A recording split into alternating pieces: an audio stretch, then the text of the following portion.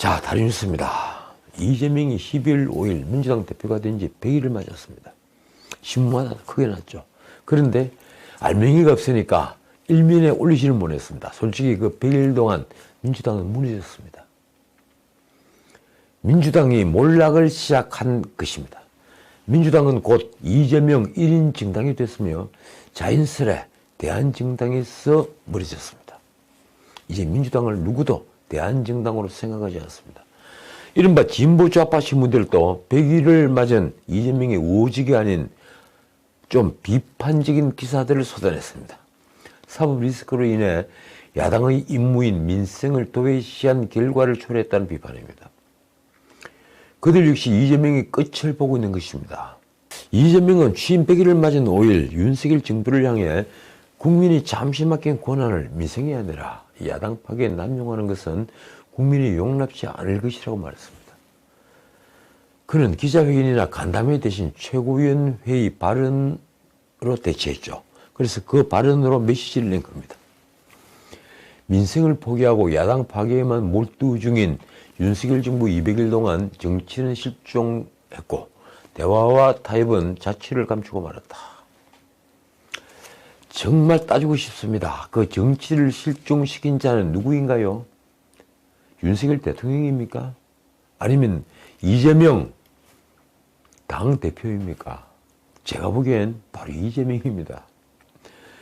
이재명은 취임 100일 메시지를 통해 자신을 포함한 야당 인사들의 검찰의 전방위적인 수사를 정치 보복이라며 치고 나온 것입니다. 그러나 솔직히 그 말에는 힘이 없었습니다. 이재명은 이 정권은 무능, 무책임, 무대책으로 민생경제 파탄, 국민안전 위협, 민주주의 퇴행, 한반도 평화위기를 자초했다고 말한 뒤에 이 정부 여당이 경고한다. 이 국민과 역사를 두려워하라고 강조했습니다. 과연 이재명의 이 말에 동의할 국민이 얼마나 되겠습니까? 윤석열 정권이 민생을 파괴하고 국민을 불안하게 안보를 제외한 부분이 있습니까? 이재명은 이 정권의 불공정한 권력 행사와 부당한 권력 남용이 우리 사회를 두려움과 불안 속으로 밀어넣고 있다며 실시간의 민주주의를 반드시 지켜내겠다고 했습니다. 민주주의를 지켜내는 것은 곧 전 정권이 썩은 부패를 도려내고 새살을 돋게 하는 것입니다. 그렇지 않습니까? 민주주의를 하겠다면서 권력의 부정부패를 눈감아줄 수는 없는 거죠. 거기에는 어떤 성역도 있어서는 안 됩니다. 재밌는 것은 이재명의 예의 자화자찬입니다. 지난 100일 동안 민주당은 국민과 당원들이 간절한 여망을 받들기 위해서 민생과 민주라는 투 트랙을 중심으로 변화의 씨앗을 뿌려왔다. 국민 우선 민생 제일주의의 실천에 매진해 왔다고 자부한다. 그런데 진보 야당 신문부터 민생을 도외시했다. 이렇게 평가를 하고 있습니다. 어떻게 된 겁니까? 그 민생 제일주의라는 게 윤석열 정권이 내세운 법인세 인하, 종부세 재검토와 노동계획 등 각종 계획을 시작조차 못하게 막는 일이었습니까? 지금 문재인 정권 때 이른바 악법들, 임대차 3법부터 온갖 악법들을 하나도 바꾸지 못하고 교체하지 못하고 있습니다. 정말 지나가는 개가 웃을 일입니다. 자신이 공약 사업을 위해서는 예산을 늘리면서 6조 원 이렇게 늘리면서 윤석열이 공약을 위한 예산은 깎았으니 말입니다. 이재명은 가계부채 3법, 민생위기 극복을 위한 법안과 정책들도 추진 중이라고 했습니다. 가계부채 3법. 그러면서 정부의 초부자 감세 비정한 특권 예산에 맞서 따뜻한 민생 예산 관치를 위해서 노력 중이라고 했습니다. 정부가 하면 비정한 것이고 자신이 하면 따뜻한 것이고 그런 겁니까? 그는 아직도 이 나라의 문제점이 무엇인지 자신이 내세운 이런 정책들이 얼마나 허황된 것인지 모르고 있는 것입니다. 이재명은 민생과 민주주의를 위해서라면 국민께서 맡긴 권한을 주저없이 행사하겠다. 이렇게 말하며 국민과 국가의 성공을 위해서 정부 여당과도 협력할 것은 협력하고 바로잡을 것은 바로잡겠다고 약속했습니다. 제가 정답을 알려드리죠. 우선 공부부터 하십시오. 민생이 무엇인지 알려면 경제 공부부터 하십시오. 그것도 실물 경제 공부도 좀 하십시오. 정답은 이렇습니다. 첫째, 문재인 정부 정책을 모조리 폐기하고, 둘째, 이재명 후보가 내세웠던 선동적인 정책은 다시 거론하지 않으면 됩니다. 거기에 해답이 있습니다. 왜 대중은 윤석열에 열렬히 환호를 보내지도 않지만 민주당에 대해서도 시큰둥할까요? 어떻든 이재명은 민생 행보와 대유투쟁을 병행했지만 윤석열 정부 국정 지지율이 하락하는데도 그 반사 이익조차 얻지 못했습니다. 민주당이 이재명의 사법 리스크에 총력 대응하면서 여당이 내세운 이재명 방탄 정당이라는 프레임에 효과적으로 반격하지 못한 것입니다. 쉽게 말하면 사법 리스크에 대응하느라 국민의힘이 민주당은 지금 방탄 정당 아니냐, 방탄조끼 4개씩이나 입히고 이재명 당이 되어 있는 것 아니냐, 이런 프레임에서 벗어나지 못하고 있는 것입니다. 한국갤럽이 11월 22일부터 24일까지 사흘간 유권자 1,200명을 대상으로 한 조사에서 민주당은 호감도 32%, 그리고 비호감도 59%, 국민의힘은 호감도 28%, 비호감도 64%였습니다. 이런 걸 도낀 객낀이라고 합니까? 뭐 비슷합니다. 지난 4월 대비 정당 비호감도는 국민의힘이 52%에서 무려 12%포인트가 올랐는데 민주당은 59%로 변동이 없는 것입니다. 이건 뭘 의미합니까? 국민의힘이 추락하는데도 그 반사적 이익을 민주당이 얻지 못하고 있는 것입니다. 이재명은 취임일성으로 민생을 강조했죠. 그렇지만 자신의 사법 리스크를 당과 분리하지 못했습니다. 사실은 분리하지 않았던 겁니다. 그게 자기 살 길이니 말입니다. 지난 9월이죠. 이 검찰이 공직선거법 위반, 그러니까 허위사실 공표 2건입니다. 이 허위사실 공표 공직선거법 위반 혐의로 그를 기소하자. 그는 검찰이 소환 통보에 불응하고 당내에 검찰 독재 정치 탄압 대책위원회라는 긴 이름의 위원회를 설치했습니다. 참 코미디입니다. 11월 21일에도 최측근인 김용과 정진상이 구속된 상황을 정치 탄압, 검찰 독재라고 규정했습니다. 이에 따라 당 대변인과 정치 탄압 대책위원회는 김용과 정진상을 변호하기에 바빴습니다. 심지어 최고위원들은 이재명 수사의 편파성을 지적한답시고 김건희 특별검사 도입법을 주장했습니다. 이재명을 살리기 위해서 김건희 여사를 끌고 들어온 겁니다. 민주당은 9월 7일 김건희 특검 법안을 169명 의원 전원 명의의 당론으로 발의했습니다. 민주당은 10월 25일 검찰의 당사 압수수색에 반발해서 윤석열 대통령의 국회 시정인설에 불참했습니다. 대통령이 시정인설을 듣지 않는다. 이 전례가 없는 일입니다. 이른바 강경파는 지난달 19일이죠. 윤석열 대통령 퇴진 촉구 촛불 집회에 참석하기도 했습니다. 연단이 쭉 섰죠. 7명이. 6명은 민주당 소속, 그리고 1명은 위장 탈당으로 알려진 민정배입니다. 실제 민주당은 윤석열 정부에 대해 초강경 태세를 유지하고 있습니다. 국민의힘은 이를 이재명 방탄용이라고 합니다. 국민의힘은 민주당이 9월 29일 본회의에서 박진 외교부 장관 해임 건의안을 의결하자 이재명 방탄용이라고 주장했습니다. 사실 제 눈에도 그렇게 보였습니다. 지난달 11일 돌입한 이태원 헬로윈 참사 국정조사를 위한 서명운동, 다들 아시죠? 이 서명운동도 방탄용으로 규정했습니다. 그런데 시민들이 호응이 없어서 그냥 끝나버렸습니다. 민주당은 왜 윤석열 정부의 강경 일변도일까요? 이재명의 사법 리스크로 보아 그 외에 어떤 방책도 없기 때문입니다. 민주당 권리당원 게시판에는 윤 대통령 퇴진을 위한 장외 투쟁을 요구하거나 이상민 장관 탄핵소추안을 발의하라는 글이 꾸준히 올라오고 있습니다. 이재명은 이런 상황을 방관하고 있습니다. 이러니 자연스레 이재명의 리더십이 흔들립니다. 비이재명계죠. 이원우 의원은 11월 29일 이렇게 말했습니다. 사당화 현상이 걱정된다.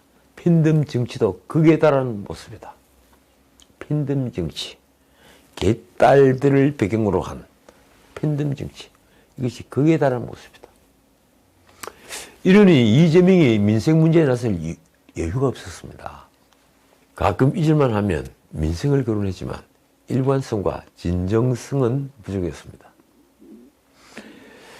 한 예를 들어볼까요? 양곡관리법 개정안에 대해서 나름대로 확실하게 책임지겠다고 적극적인 태도를 보였죠. 그런데 노란봉투법은 이 진보 좌파들이 보기에도 노조에 끌려다니는 모습만 보였습니다. 사실 국민 80%가 이 노란봉투법을 반대하죠. 진보 좌파 언론은 이재명이 여성가족부 폐지, 신당역 스토킹 살인 사건, 그리고 차별금지법엔 공개 발언을 삼갔다고 지적했습니다.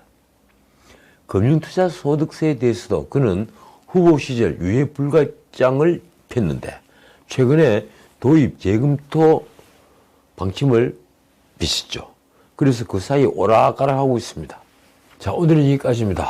오늘은 분량 때문에 어제 있었던 합의 22부 재판, 이 대장동 재판에서 남욱의 폭탄성 발언, 이 점을 좀 살펴봐야 되는데 준비를 다 해놓고도 이 생략을 했습니다. 내일 여유가 있으면 내일 말씀드릴까 합니다.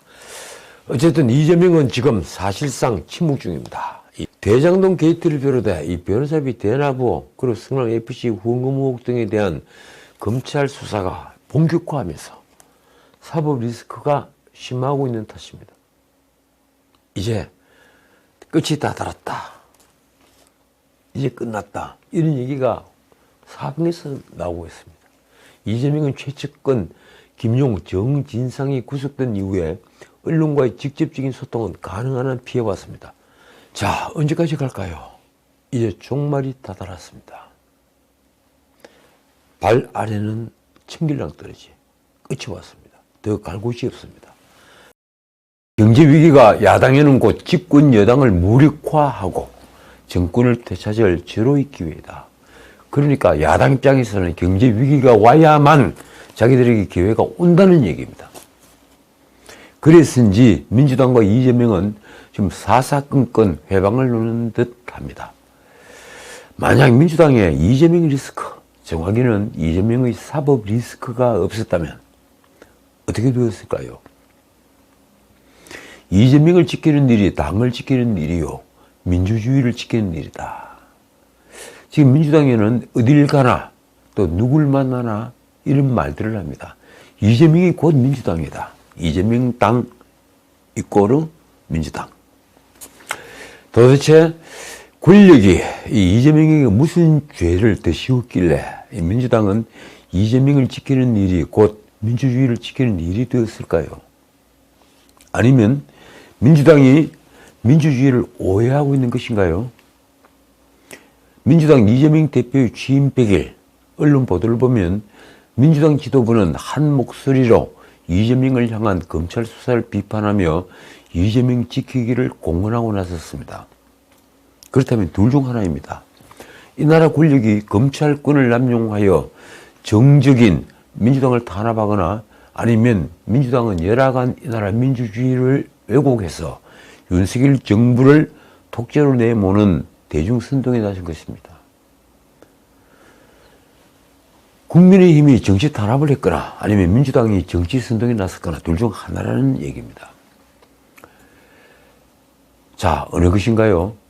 당사자인 이재명은 5일 최고위원회의에서 지난 100일간 민주당은 국민과 당원의 간절한 염원을 받들려 민생과 민주 투트랙 중심으로 변화의 씨앗을 뿌려왔다고 말했습니다. 민생과 민주 투트랙, 이 말이 굉장히 유명해졌습니다. 그러면서 그는 윤석열 정부에 날을 세웠습니다. 민생은 포기하고 야당 파괴에만 몰두하는 윤석열 정부 200일간 정치는 실종했고 대화와 타협은 자취를 감추고 말았다. 그런데 제가 진보야당 신문을 보면 민주당 역시 만만치 않습니다. 민생을 포기한 것 말입니다. 어쨌든 이재명은 그래서 이 국민이 잠시 맡긴 권한을 민생이 아닌 야당 파괴로 남용하는 것은 국민이 용납하지 않을 것이라고 주장했습니다. 자신은 어디까지나 핍박받는 야당 정신이라는 의미입니다. 이에 최고위원 정청래는 이재명 당대표에 대한 전방위적 탄압에 맞서 싸울 것이라고 화답을 했습니다. 한 말이 이렇습니다. 동지란 비가 오면 함께 비를 맞아주는 것이다.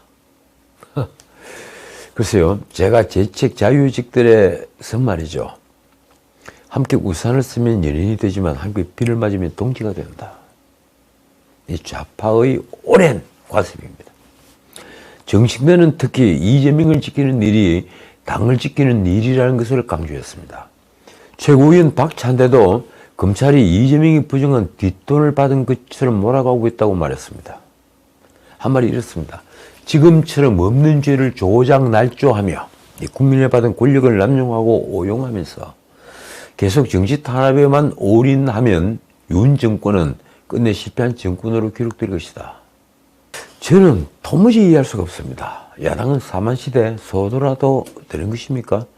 천신에게 제사 지내는 곳으로 죄 지은 자도 그곳으로 도피하면 잡을 수 없는 성역, 소도 말입니다. 지금 이재명을 한 발 한 발 조여가는 범죄 의혹들은 민주당의 주장처럼 결코 지금 윤석열 정부가 없는 죄를 조작, 날조한 게 아닙니다. 다들 아시지 않습니까? 대장동 게이트도 백현동 옹벽 아파트도 모두 문재인 정권 때 터져나온 의혹입니다. 성남FC 후원금 의혹, 그리고 조폭그룹 상방울의 변호사비 대환합 의혹, 하필이면 이재명의 옆집을 빌린 GH 합숙소 의혹까지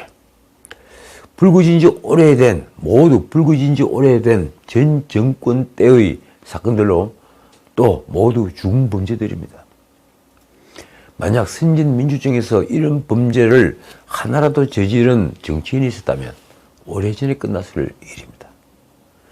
대장동 게이트나 백현동 개발 의혹 같은 범죄는 상상도 못할 초대형 범죄입니다. 그런데도 문재인 정권은 이 대형 게이트들을 모두 잠재웠습니다. 뭉갰습니다. 이러고도 지금 민주당은 윤석열 정권이 권력을 남용하여 없는 죄를 날조한다고 거꾸로 공격합니다. 정상적으로 여당과 국정을 논의하는 파트너가 아닌 것입니다. 당사자인 이재명도 이 취임 100일을 맞아 윤석열 정부를 향해 맹비난을 쏟아냈습니다. 그러면서 이재명은 자신을 둘러싼 사법 리스크와 관련해서는 철저히 침묵했습니다. 한마디도 말하지 않았습니다. 아마 속은 엄청나게 타들어가지만 말입니다. 이재명이 지난 100일간 민주민생 투트랙을 중심으로 이 변화의 씨앗을 뿌려왔다는 자화자찬은 정말 기가 막힙니다. 그는 지난 100일의 성과로 민생과 소통을 꼽았습니다. 이재명은 국민 우선 민생 제일주의 실천에 매진해왔다고 자부한다고 말했는데 민주당이 내세울 만한 민생 법안이 무엇이 있는가요? 그는 문재인 정권의 악법인 임대차 3법과 노동 3법을 다시 고치는 일도 하지 않았습니다. 법인세를 인하하는 등 감세 정책은 초부자 감세라며 외면했습니다. 경제 활기를 불어넣는 일이 진정한 민생이 아닌가요? 아직도 민주당이 민생이 무엇인지 알려면 시간이 많이 필요하다고 제가 생각하는 이유입니다. 이재명이 말하는 가계부채 3법, 그 가계부채 3법을 볼까요? 이재명은 10월 14일 이른바 가계부채 대책 3법이라며 금리폭리방지법, 또 불법사채금지법, 또 신속회생추진법이라는 것을 들고 나왔습니다. 이 폭리방지법이나 이 불법사채금지법은 은행법, 이자제한법 개정안들인데 언뜻 보면 약자를 보살피는 정의로운 법 같지만 사실은 시장 질서를 흔들 수 있는 포퓰리즘 법률안입니다. 제가 확언하건대 이런 식으로 접근을 하면 결국 더 어려워지는 사람은 극빈자들, 가난한 사람들입니다. 이재명은 윤석열 정부에 대해 민생을 포기하고 야당 파괴에만 몰두 중이라고 평가합니다. 솔직히 민생을 포기한 것은 민주당이 먼저 한 일이지 않습니까? 진보 좌파 언론들도 민주당이 당대표인 이재명의 사법 리스크로 인해 민생에 집중하지 못했다고 쓰고 있습니다. 그런데도 이재명은 윤석열 정부를 향해 국민이 잠시 맡긴 권한을 민생이 아니라 야당 파괴에 남용하는 것은 국민이 용납하지 않을 것이라고 비판했습니다. 그 잠시 맡긴 권한이라도 충분히 쓸 수 있도록 최소한의 지원은 해야 하지 않겠습니까? 솔직히 많은 이들은 취임 100일을 맞아 이재명이 자신의 사법 리스크에 대해서 입장을 밝힐 것으로 보았습니다. 그래서 무슨 말을 할까 큰 기대를 했죠. 적어도 공당의 대표로서 지금처럼 민주당이 이재명 당으로 되어 자신의 사법 리스크가 그대로 민주당의 리스크로 치환되는 사태를 막기 위해 무엇을 할 것인지 밝힐 것으로 본 것입니다. 그런데 이재명은 그 점에 대해서는 입을 닫았습니다. 말하자면 민주당을 볼모로 자신의 안전을 강구하겠다는 것입니다. 기자 간담회도 기자회견도 없었습니다. 그러면서 어려운 민생에 대한 책임을 그대로 윤석열 정부에게 물었습니다. 이 정권은 무능무책임 무대책으로 민생경제 파탄, 국민안전 위험, 민주주의 퇴행, 한반도 평화 위기를 자초했다. 국민과 역사를 두려워하라. 그런데 이 민주주의 퇴행이나 이 국민안전 위협 같은 것은 좀 빼죠. 적어도 윤석열 정부에게 민주당이 그 점을 따질 입장은 아닌 것 같습니다. 어떻든 이쯤 되면 정말 야당하기가 참 편하다는 생각을 하게 됩니다. 특히 의회를 장악한 야당에게는 지금 이 상황이야말로 책임은 모두 집권 여당에게 미룰 수 있으니 말입니다. 그러나 국민은 절대 바보가 아닙니다. 국민은 절대 다수의 야당이 어떻게 목리를 부리고 있는지 꿰뚫고 있습니다. 어쨌든 이재명은 취임 100일 별도의 기자 간담회 대신 최고위원회의 모두 발언으로 의견 표현을 끝냈습니다. 이 송영길, 이낙연 전 대표들이 기자 간담회를 연 것과는 대조적입니다. 그 앞에 이해찬 대표도 이 100일 기자 간담회를 열었죠. 아마도 기자 간담회를 열었다가는 사법 리스크 관련 질문이 집중적으로 쏟아지는 것을 우려했을 것입니다. 이 안호영 수석 대변인은 신년에 상황이 정리된 다음에 말씀드리는 게 좋지 않겠느냐는 의견이 있었다고 말했습니다. 그렇죠. 이 구속기한이 만료되는 오는 11일 전에 이 정진상이 기소되면 이재명이 검찰 소환은 절기 상태가 될 것입니다. 이미 천화동인 1호에 이재명의 몫이 있다는 남욱의 증언이 있었죠. 그리고 이재명 측에 돈의 일부가 전달됐다는 김만배의 진술이 나왔습니다. 그런 만큼 검찰도 더 이상은 이재명의 소환을 미룰 수 없습니다. 그때쯤이면 이재명도 더는 버티지 못하고 자신의 입장을 밝힐 것입니다.